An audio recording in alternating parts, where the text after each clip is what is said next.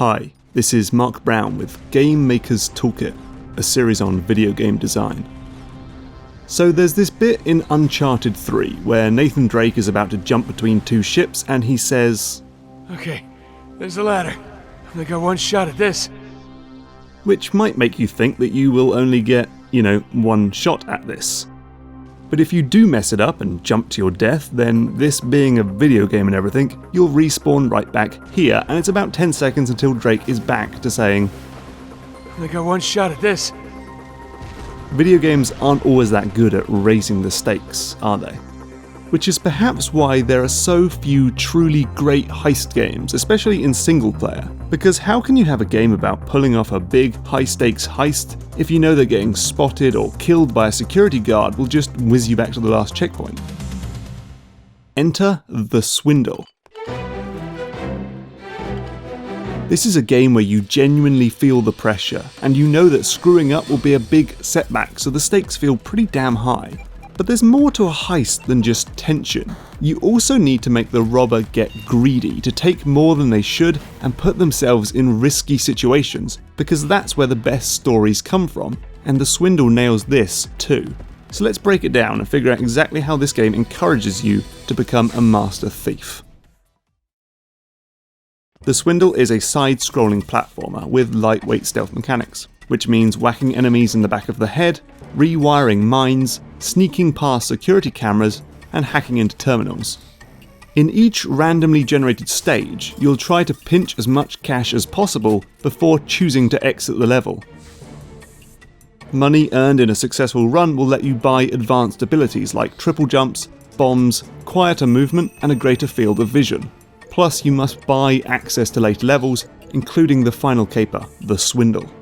There are two secret ingredients though, which encourage you to ignore the tiny scraps of cash and go for the really big scores.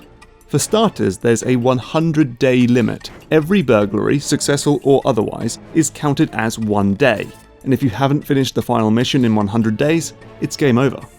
And then there are the bonuses. Getting every scrap of cash in the building without being seen gives you a ghost bonus, and making off with most of the money makes your burglar's experience go up. Keep them alive long enough and you'll earn huge bonuses for every successful heist.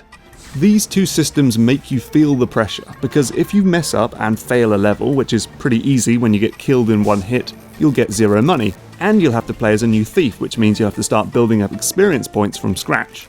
But they also pressure you into taking more money and taking big risks. You'll want to make every day count by getting as much money as possible, and you'll want to get the XP and ghost bonuses. And that's smart, because the game is at its best when it puts you in those dangerous situations.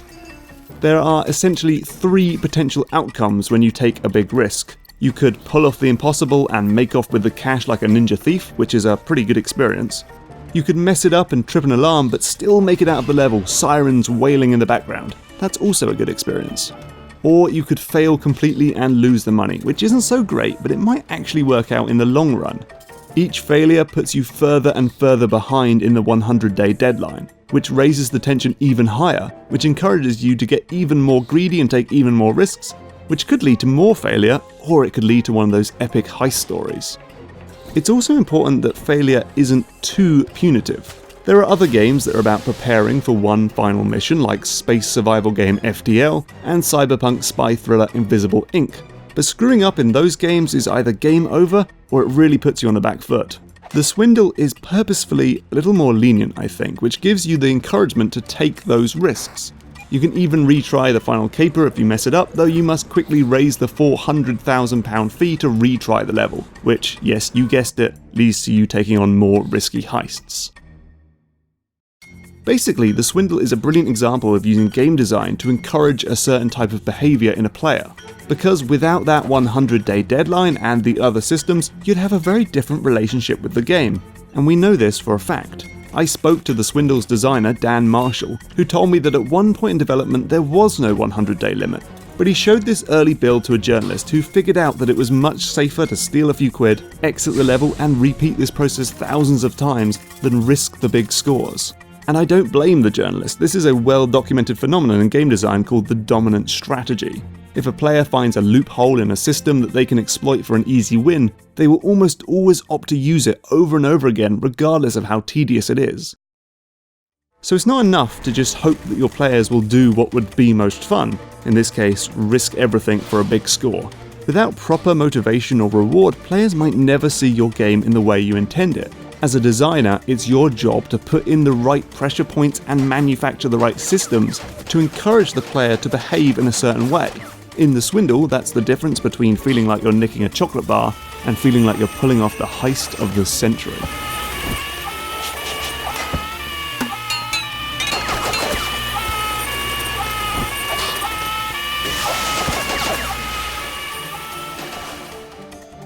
Thanks for watching. If you enjoyed the episode, please give it a like, subscribe to my channel on YouTube, or consider supporting me and my ad-free videos over on Patreon.